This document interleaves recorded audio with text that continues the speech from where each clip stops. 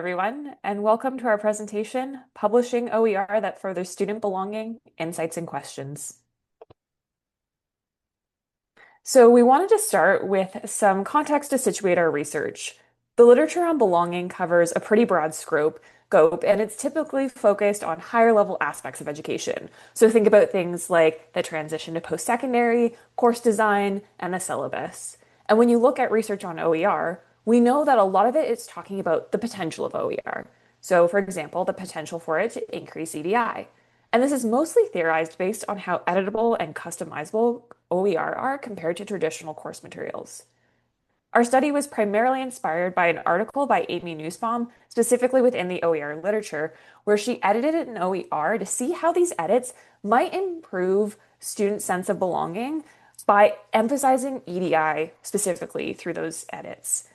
This is a really great foundation, but something Sarah and I were curious about is what would happen if we left the materials as they were and did not make any changes or guess at what improvements may help to improve belonging. So this is why we chose a UX methodology specifically for our study design. It's a really open-ended methodology, and it forces us to remove some of our assumptions about what elements of a text we think may improve or hinder students' sense of belonging. Instead, students are the ones guiding the conversations.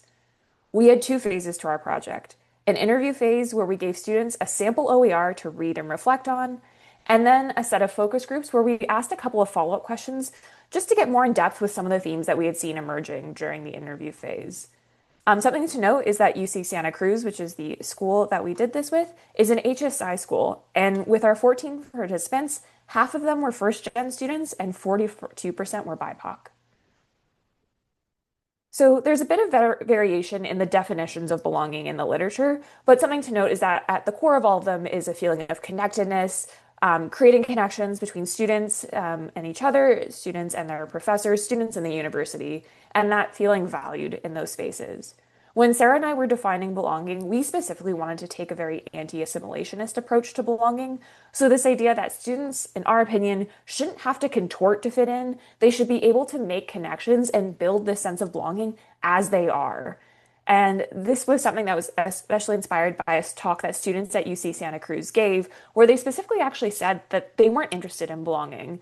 For them, this Latinx student group, they were more interested in community building.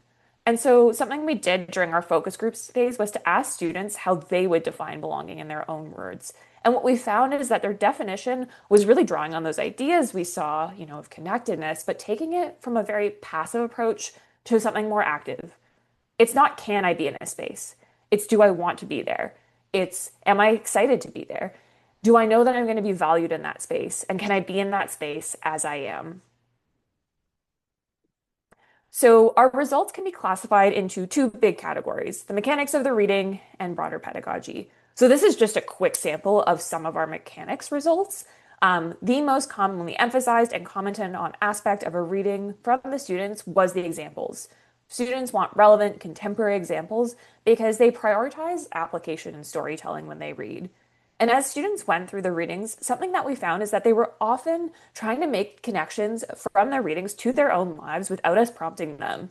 That's what helps them to get this idea of like a so what, or a reason why they would do the reason, or a reason for them to be engaged.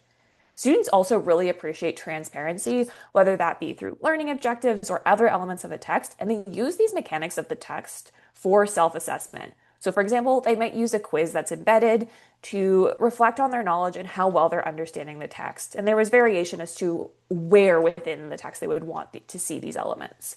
And then finally, something important to note is that students don't necessarily want something boiled down and easy. They want something that's written to a level that's challenging enough, but we do understand that there's nuance there, and it's difficult to balance that without getting into, overtly difficult jargon. Great. So our other results are more conceptual or pedagogical. This is less about the content of the readings and more about how they're organized or used. Students emphasize that reading is social. This was our biggest finding. Readings should be kind of fodder for connecting and discussing with one another. And for better or worse, students are continually gauging or comparing their understanding against their peers. This is probably obvious, but the instructor's overall approach to the course matters as much or more than the readings, but still readings can provide a preview to students for how instructors might approach the class. So we don't have a great, simple checklist of here are the things to do when you're editing an OER to kind of further student belonging. We instead have some reflection questions that really synthesize our findings that we hope will help instructors or librarians working with instructors think about these mechanical findings and pedagogical findings, right? Everything from transparency and appropriate level to understanding how reading is applied and how to build in that social element and kind of rapport. We'll also share these in the Discord and share our slides. But what we wanted to focus on with this presentation is whose job this is. So library publishers have a responsibility to make learning materials like OER effective for students, right? It's not just about replacing ineffective content with free ineffective content. We want to make sure the readings are useful. So for the mechanical results we shared, this means working closely with faculty on design and organization, right? And university presses, developmental editors often take on this role, kind of prompting authors to follow style guides and refine the organization of their arguments. So what would this look like in library publishing, given our workload, scope, and power dynamics that we operate in? The pedagogical questions are much, much harder, right? So the effectiveness of course ratings in OER, especially when it comes to belonging, come down to the professor's approach. So how do we, or is it in scope for us to advise faculty on this? And do we need to create partnerships that are maybe more intentional in order to do that work? These are questions that we want to talk more about with you in the Discord. We hope that our research project gave you some insights that you can kind of incorporate into your OER and that we can talk as a community about whose responsibility this is and how we keep learners at the forefront of our publishing process.